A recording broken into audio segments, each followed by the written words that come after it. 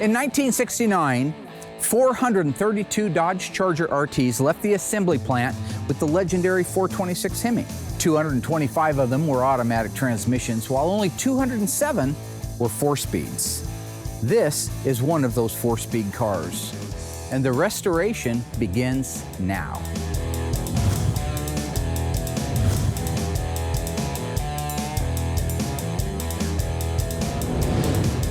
Okay, so right now Alyssa and I are out looking at a 1969 Dodge Charger RT 426 Hemi 4-speed, one of only 207. 207. See, she's getting better every year. Better every year. Good job. The reason I want to go over this car before we disassemble it, Doug's all queued up and he's ready to go to town on getting it taken apart, inventory, so we can get it off and get it dipped and begin the restoration. This car has a flaw, a VIN flaw. Oh. Now, there's a lot of speculation when out there in the world when there's a flaw. Is it a flaw or is it a super rare car? Now, in this case, we already know it's a super rare car, but I've had people send me VIN numbers like a 73 Cuda that's got a U code in it. Well, the 440 Magnum wasn't available. It's 440 Super Commander wasn't available after 71. So it was just a goof up or a typo. Just like if you put an A where there should be an O. Okay. In this case, we're dealing with a 69 Charger whose VIN should be XS, X-Ray Sam 29J9G. Now that J is what makes it a 426 Hemi car. Okay. On our car, it's missing on the dash fin. So I want to show you what that looks like and how you can find out, besides just a dash fin, that it is a legitimate Hemi car. So are you that ready? was going to be, yes. What was your question?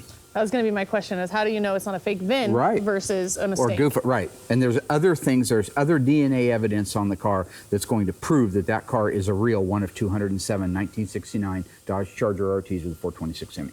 Okay, I'm excited to see. And just out of curiosity, if it was an automatic, how many were built?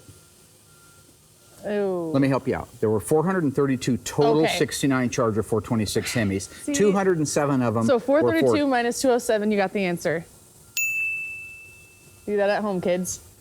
Okay. There's Math pressure. wasn't her strong suit. It's okay. Let's look at this thing. Okay.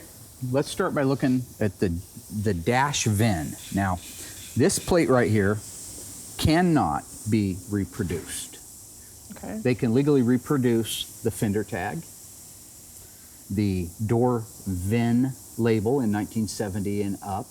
They can make replicas of original window stickers, but you can't duplicate this and you can't duplicate a broadcast sheet. It's again the law. So whatever you have is what you have. Let's start by looking at the VIN number. First, I'll have you go ahead and read it off. XS299G182937. Okay. And how many characters is that? 8, 10, 12. Okay. They should be 13 characters. Okay. The character that is missing in this VIN, which makes this so provocative. I mean, I know the car is a real car, but to me, this is the nerdery stuff that I love seeing. Tony, we just love stuff like this because we're so used to seeing the same thing over and over. When you see an objection versus the rule, it's fun. In this particular case, do you know what letter and where it would go in the VIN that would tell you this is a real Hemi car? You're missing the J, and it'd be in the 5th position? 5th position, between exactly the right. two nines? In 1966, it was an H, which made sense for the Hemi. But from 67 to 69, it was a J that meant it was a Hemi. And then it was an R in 70 and 71. Okay. In this case, we're missing, somebody smoked the J, is what I'm saying. Which that's, you see okay, what I'm getting yeah, whatever. So anyways. Anywho, so the J that's is what made missing. that car special. So that's a big. So that's a big thing. You're out in a field and this thing's knee deep. It's up to here in water. All you can do is read the VIN. Oh God, XS299G, XS299. There should be a letter in there. There's no letter in there. You'd have to guess. Now in this particular case, it isn't buried in water, and we can look at the rest of the car, the rest of the markers on the car that tell us this is a real Hemi car. You will admit there's only 12 digits here. Yep. And there should be 13. Yes. All right. With that, let's take a look at the fender tag under the hood. That's our first piece of nomenclature. Okay. I purposely did not take this off. I left it on there. Somebody has rattle canned the engine compartment black. That was a very common thing that happened. I don't know why, but guys back in the day thought it was cooler if their engine compartment was black. Now my burnt orange 70 Charger, I never did that because I wasn't a butcher. But somebody felt the need to paint this engine compartment black. And if you're watching, I'm sorry. It's not my cup of tea, all right? This is the original fender tag. You can tell by, you see these markings right here, these stamps. Yeah. Those are inspection. That's the person that inspected the vehicle stamped those numbers in there. This is a very real original. If you compare this to a replacement, this is 100% authentic. All right, the bottom row. Now we know that our fender tags read bottom to top, left to right, just kind of opposite of the way that a book would read. So we start on the very bottom row. Okay, so the first one is the E74. That's the engine size. What size is an E74? Hemi. Yep, 426. 426. The next one is a D, like David, 21. What does that stand for? 4-speed manual transmission. That's fine. 4-speed. That's the gold right there, the D21. That's what makes it even more desirable. Most guys want that D21 there. This is the full VIN. So let's read it. XS29J9G182937. Okay. And we know from our VIN, the one digit that's missing is the J. Yep. You love the J, right? Yep. Okay. I mean, it's a Hemi. No, yeah, no, You're it's a so Hemi. stupid. Okay. I know, I am dumb. The rest of it's the way the car's built, that it's a blue car that's got B7 blue guts, which is really cool. It's an A33, means it's a 354 Dana. It's a light group car, AM radio. V1X is a vinyl top car. This would be a very pretty car. It's a striped elite car, which is unfortunate, but we may end up adding a Bumblebee to it.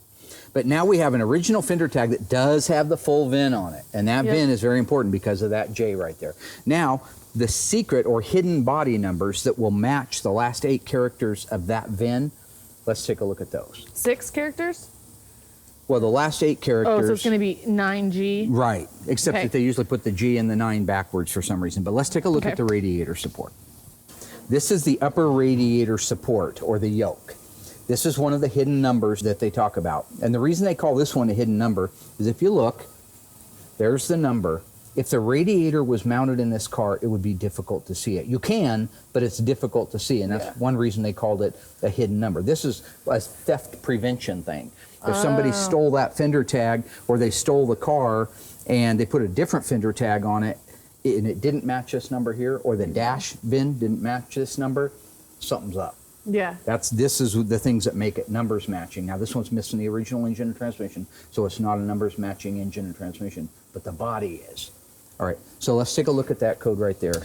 I'll point to it. Okay, so it's G9182937. Okay. So. And if you read over here. They flipped the 9 and G around, which you said they were going to do that. They do that. And then it's 182937. Perfect. So it's the same. So looking at this radiator support in through these areas here, it's really hard to see, but this is all original spot welding through there. So that tells me that radiator support's never been changed. So now there's another hidden number on the back of the car on the trunk lip. So let's take a look at that. Okay. Raise it up. There's our lid. So that's where the VIN is. Why don't you go get the drill and the wire brush off the Ranger. I've actually cleaned this off earlier.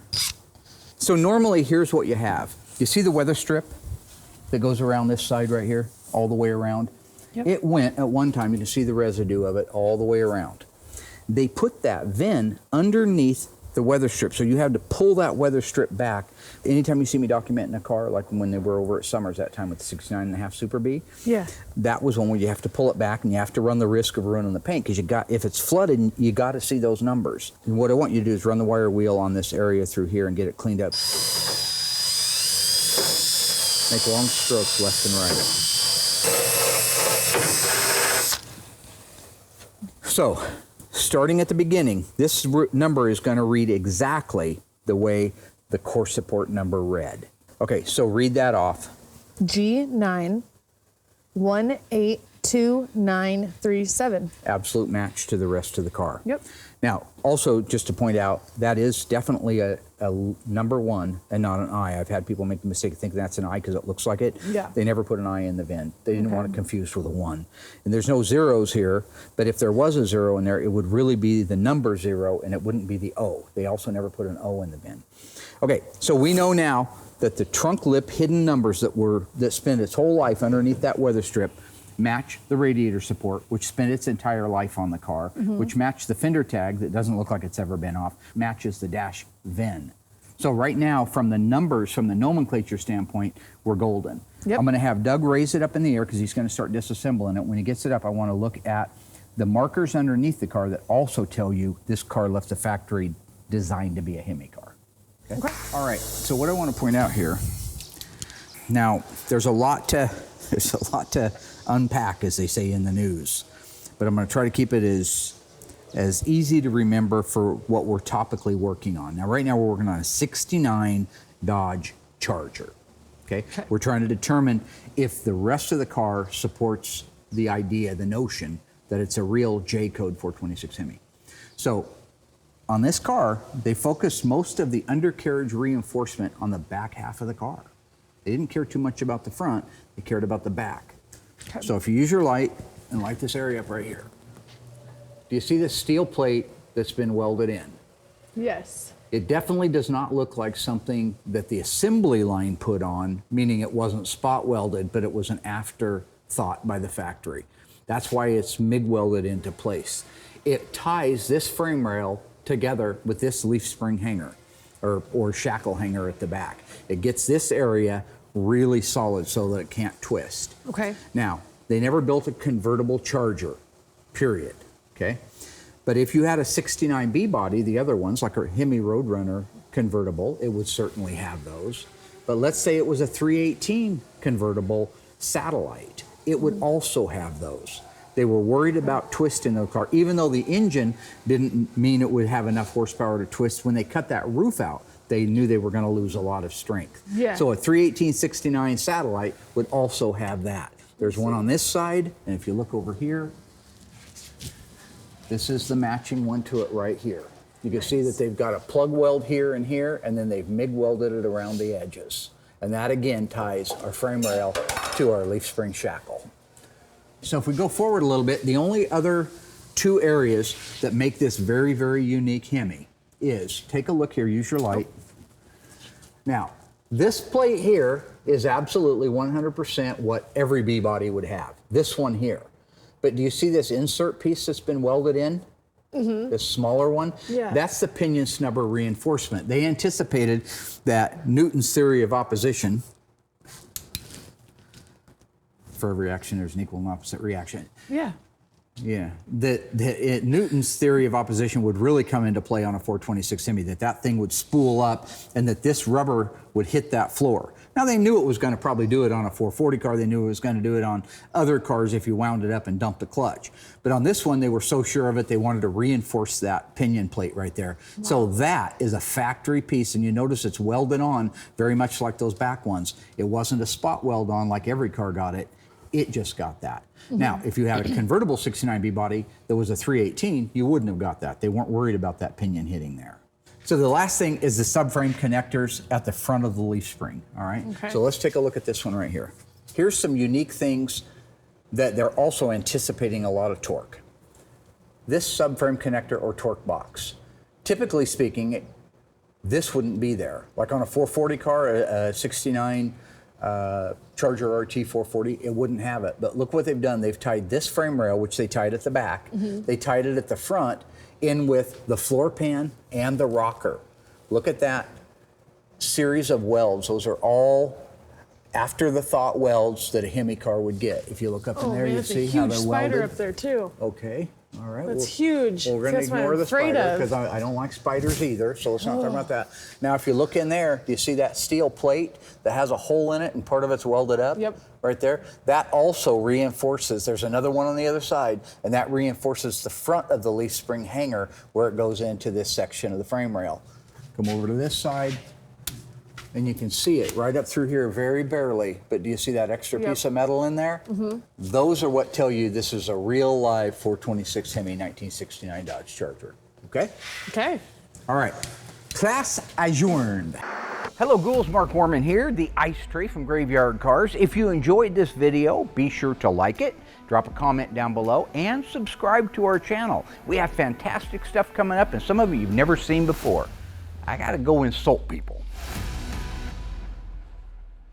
Hey, Alice!